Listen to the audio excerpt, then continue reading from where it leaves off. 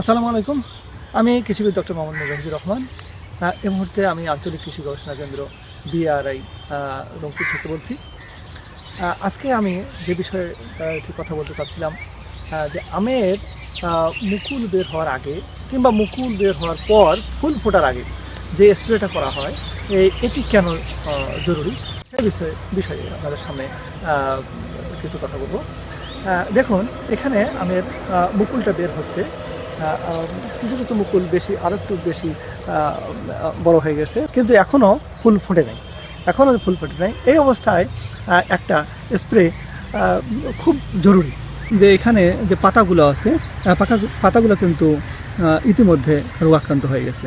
এখান থেকে এই রোগ জীবাণুগুলো কিন্তু এখান থেকে আমাদের যে পুষ্পমঞ্জুরি আছে আমের, এখানে আক্রমণ করবে। বিশেষ করে ফুল ফোটার পর এই আক্রমণের মাত্রা কিন্তু আরও বেড়ে যাবে।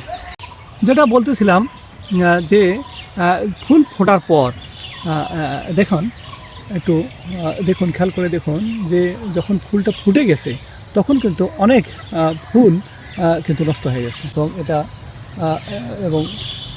ঝরে পড়তেছে আর কি। আমরা যদি যে পুষ্পমঞ্জুরিটা, আমের যে মুকুলটা একটু পর্যবেক্ষণ করি,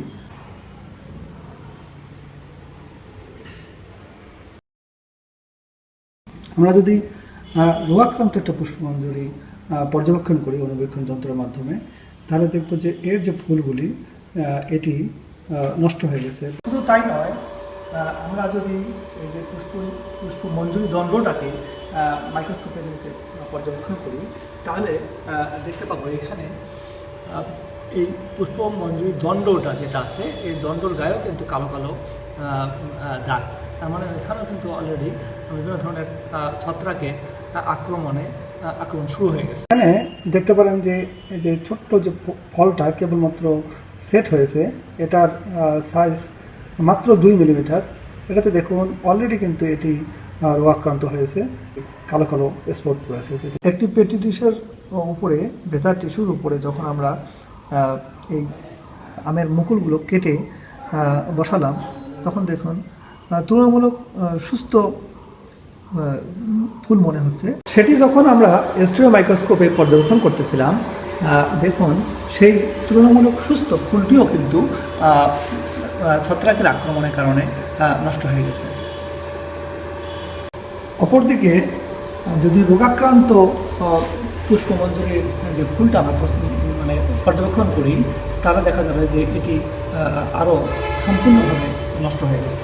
এটা যাতে না হয়, আর এই যে প্যাথোজেনগুলো আছে, এই প্যাথোজেনগুলোর পপুলেশনগুলো যে আমরা যদি কমায় নিয়ে আসতে চাই, তাহলে কিন্তু আমাদেরকে এই মুহূর্তে একটা স্প্রে খুবই জরুরি। তবে একটা বিষয় খেয়াল রাখা জরুরি, আমের ছোট ছোট ফুলগুলো যখন ফুটে যাবে, ঠিক এ সময় কিন্তু আমের ফুলের উপর ছোট ছোট পোকামাকড় বা মাছি, মৌমাছি এগুলোর কিন্তু আনাগোনা বেড়ে যায়। এটি কিন্তু আমাদের পরাগায়নে আমের ক্ষেত্রে সহায়তা করবে এবং আমের ফল ধারণ বৃদ্ধি করবে। এই মুহূর্তে কোনো ধরনের কীটনাশক বা ছত্রাকনাশক স্প্রে না করাই ভালো।